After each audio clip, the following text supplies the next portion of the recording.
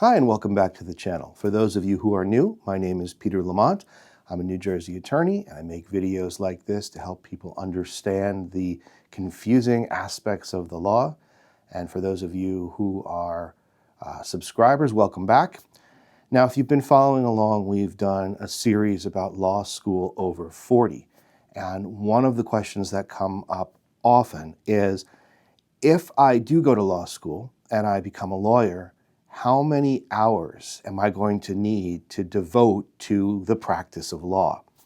And it's not just people who are going to law school that are over 40 asking these questions. It's people that are graduating college and going into law school.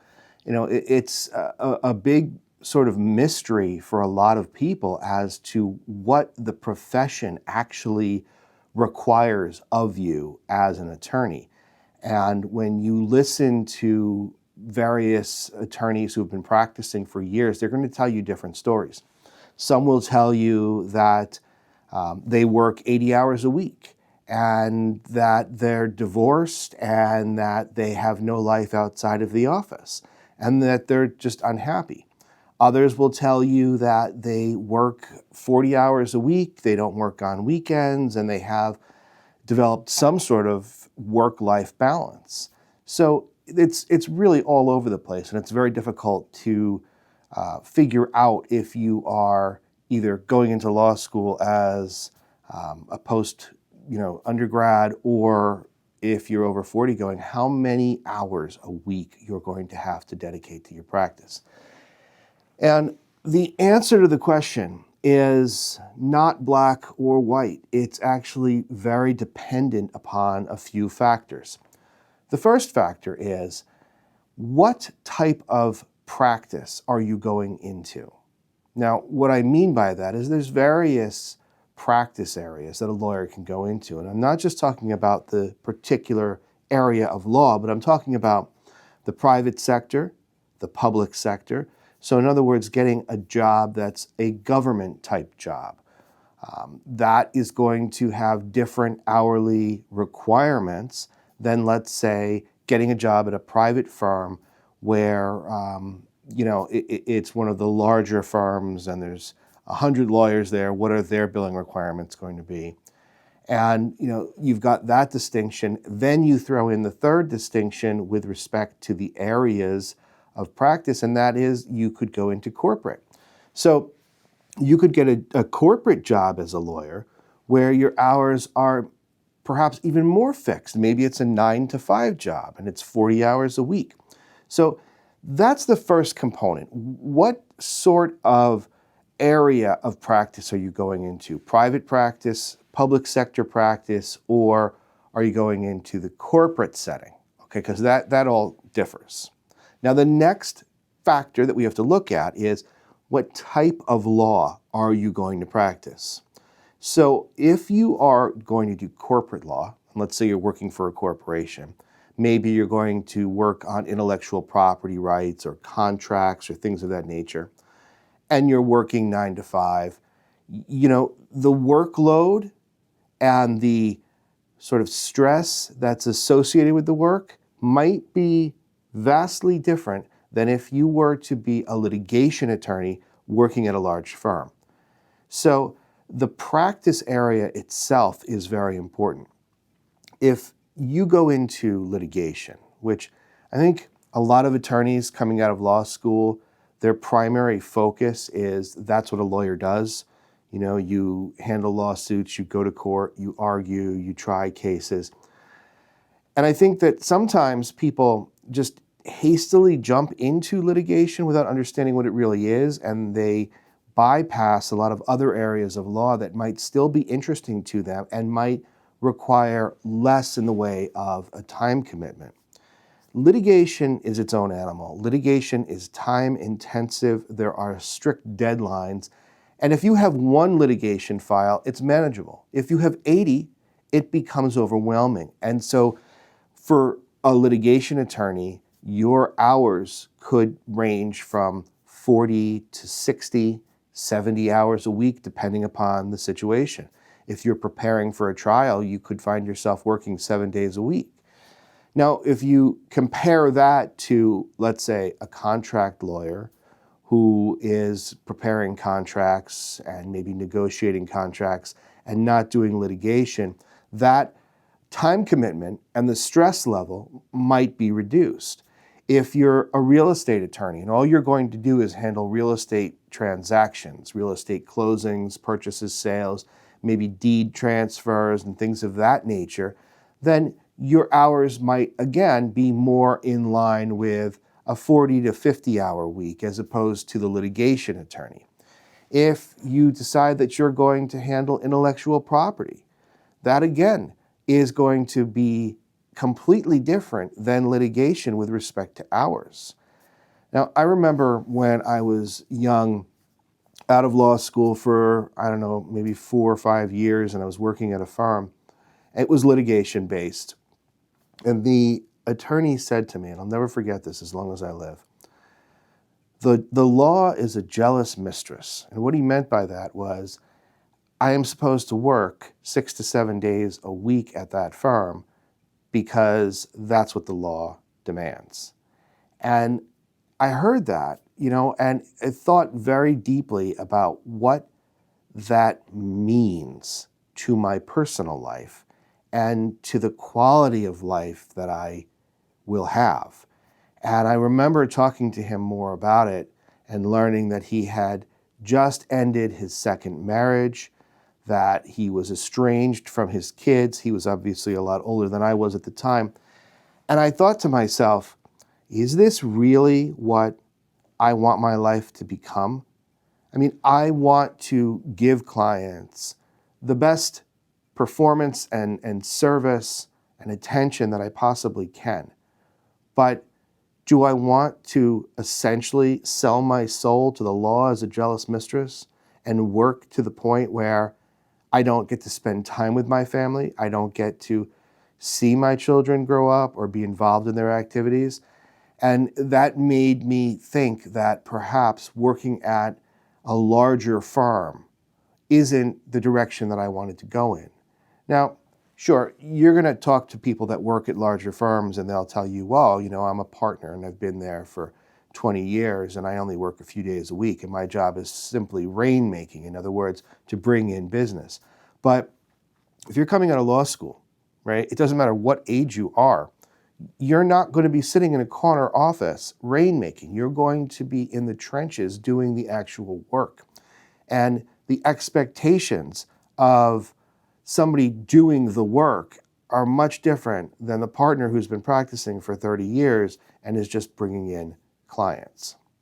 So you've got to think about that idea of work-life balance and what that might mean for you when you choose both the area of practice, right, whether it's public, private, or commercial, and then the types of law that you're going to practice: litigation, contracts, insurance, intellectual property, that, real estate. That's going to make a difference. And I think that the third component really that you have to focus on is, what is your comfort level? What helps you strike that work-life balance? Now, if you're over 40 and you're going to law school and you're coming out and you're saying, I'm going, full steam ahead and I want to be a litigator, that will have an impact on your personal life, your family life. If you're over 40, you might be married, you might have children, you might have obligations that take you outside of the office that might not be acceptable for larger litigation firms. So that's something that you have to factor into your future plans and goals with respect to, being a litigator. Now, does that mean that you can't be a litigator, especially if you're going to law school after 40? No, of course not. But maybe you're going to be looking for a smaller firm or a mid-sized firm. Maybe you're going to be looking for part-time work. And to kind of help you balance your work-life structure. It's really important. There are, as lawyers, we have to attend CLEs, and you need a certain amount of credits every year to keep your license active. And one of the primary topics in the ethics part of the continuing legal education courses focuses on attorney mental well-being and alcoholism and coping mechanisms, because it is inherently a stressful job. Now, people say to me, well, what are you talking about? You're not a doctor, you're not a surgeon, you're not performing, medical procedures on somebody. You don't hold somebody's life in your hands. And no, we don't as attorneys for the most part. Sure, maybe criminal defense attorneys or, something like that might be considered a little bit more urgent. But what we do as attorneys is very important to our clients. And while we're not holding a scalpel, we are taking a matter that is critical to a client, whether it is a real estate transaction or they're being sued for millions of dollars. And we have to give them the best guidance and performance and knowledge that we can possibly give, because we hold at least the fate of our client's legal matter in our hands. And our clients rely on us, they trust us, and they are entrusting us with something that is super, super important to them. And so you have to be able to come into a case, whatever type of case it might be, fully focused and ready to work, trying to solve very tough situations. I have spoken before about my love for Sherlock Holmes, and I think that as a litigation attorney, that is one of the elements of being an attorney, being like a detective and looking in the places where people aren't looking to find ways to better help your client.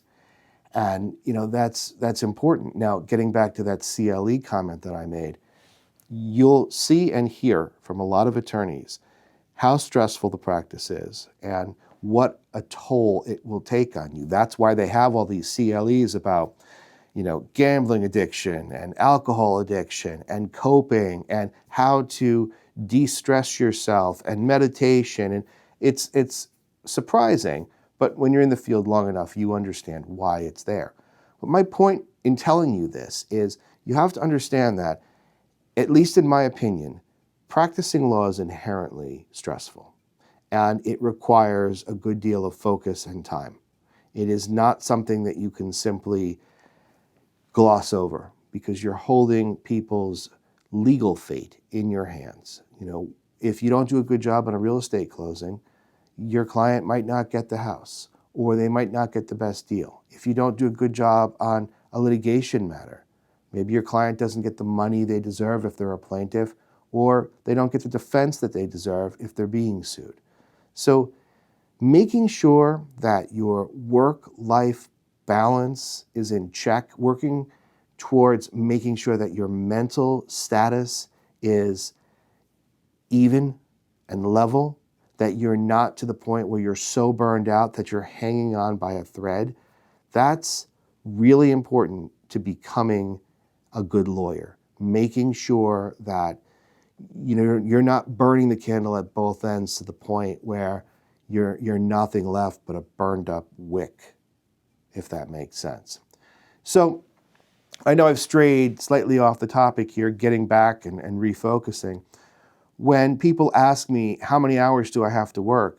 There is no easy or right answer. It depends on the type of practice area that you're going into, and it depends on the area of law and what size firm you go into. There are so many components, but it's just important to understand that the profession in itself demands your time, demands your attention, and is stressful. So if you're contemplating going to law school after 40 in particular, figure out now what your tolerance level is for work.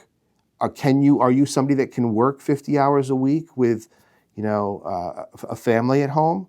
Or are you looking more towards something that's 25 hours a week on a part-time basis? And maybe you want to get into something that is more corporate based, where maybe you're working 9 to 5. Those are things to think about. So no easy answer. Yes, some of the people that talk to you and say, I work 80 hours a week, maybe they do. I mean, it's been done, especially in litigation or appellate work. Those people that tell you I work 15 hours a week and I'm making a ton of money, it depends on what they're doing. You know, you'd have to really dig into that. But all I wanted to do in this video is give you some insight into what the hourly requirements are. And I'm not talking about billing requirements that a large law firm might impose upon you. I'm just talking in general, just so you have an idea. You have to do more research before you just jump into getting a job post-law school. You have to figure out what it is that you want to do. Don't just take the first thing that comes along if it's not in line with your work-life balance that you're trying to strike.